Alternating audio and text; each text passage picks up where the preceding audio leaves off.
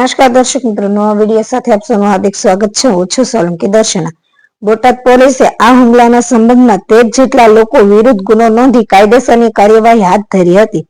મૃતકના પરિવારજનોએ સ્પષ્ટ જણાવ્યું છે કે જ્યાં સુધી તમામ આરોપીઓની ધરપકડ કરવામાં નહીં આવે ત્યાં સુધી તેઓ મૃતદેહ સ્વીકારશે નહીં તેવી માંગ કરેલ છે. આરોપીઓને ઝડપી પાડવાની માંગ સાથે મૃતકના પરિવારજનોએ સમાજ આગેવાનો અને સર્વ સમાજ ભારત એકતા મિશનની ટીમ પણ દલિત પરિવારને ન્યાય અપાવવા આઈજી અને ડીજી ઓફિસ સુધી લડત આપી હતી.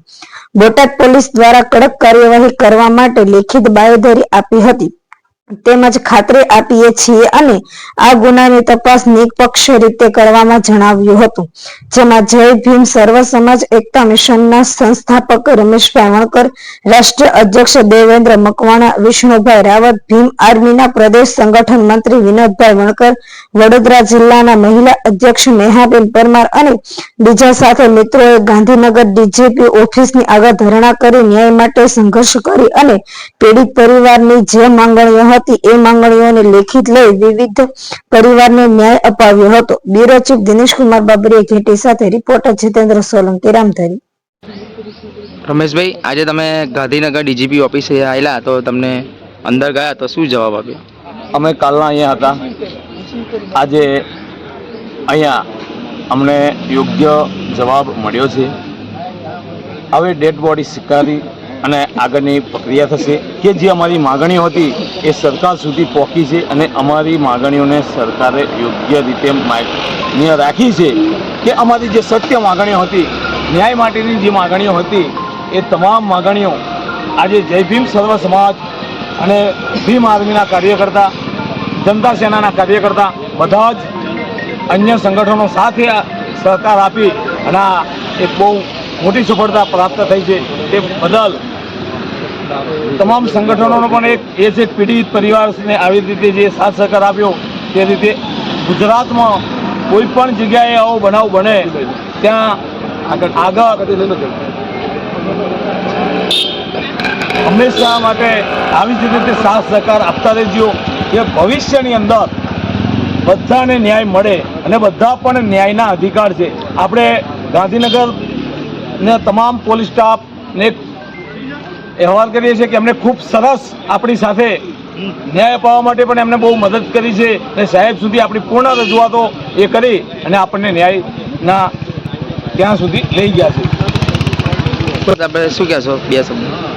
હું તો ગાંધીનગરને ડીજીપી ઓફિસના સ્ટાફનો હું બિરદાવું છું, એમને આભાર વ્યક્ત કરું છું કે અમે જે ન્યાય માટે પીડિત પરિવારના ન્યાય માટે જે અમે ભાવનગરથી જે અહીં ભાવનગર હોસ્પિટલથી અમે અહીં આવ્યા હતા અને રાત્રે 8 વાગે અમે અહીં આવ્યા પછી અમને જે ન્યાય માટે જે માગણીઓ મૂકી હતી એ માગણીઓનો અમને સંતોષકારક જવાબ મળ્યો છે અને જવાબ અમને લેખિતમાં સહી સિક્કા સાથે આપ્યો છે.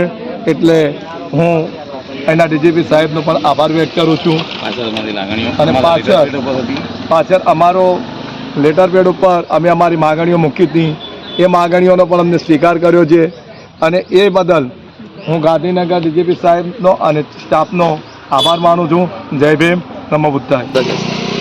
આજે અમે ગાંધીનગરમાં ડીજીપી ઓફિસ ઉપર આવ્યા હતા અને આજે પીડિત પરિવારને એમ કંઈ યોગ્ય ન્યાય મળ્યો છે. સાહેબે અમારી રજૂઆત શાંતિપૂર્વક સાંભળી છે અને સાહેબે જે એસએસસી સેલના સાહેબ જે હતા તો આ જે રજૂઆત હતી બોટાદની એની સાથે અન્ય જે એટ્રોસિટીના કેસ બનતા હોય છે તે બાબતે પણ રજૂઆત કરવામાં આવી કે અન્ય અમુક પોલીસ સ્ટેશનોમાં એવી રીતના ગેરવર્તન કરવામાં આવી રહ્યું છે. તો સાહેબ આપ થોડુંક ધ્યાન દોરી અને એ પોલીસ સ્ટેશનમાં તમે થોડીક ચર્ચા કરજો, કારણ કે જ્યારે પણ એટ્રોસિટી કેસ થાય છે તો અમુક જગ્યાએ અમુક પીઆઈઓ ખોટી રીતના ફરિયાદીને દબાવતા હોય છે, જેથી આપ ધ્યાન દોરજો. એ પણ ચર્ચા કરવામાં આવી અને સંતોષપૂર્વક એ બાબતે પણ અમને સારો જવાબ મળ્યો છે અને પીડિત પરિવારને જે ન્યાય મળ્યો છે હવે અહીંયા અમે લોકો બધા તમામે હાજર છે.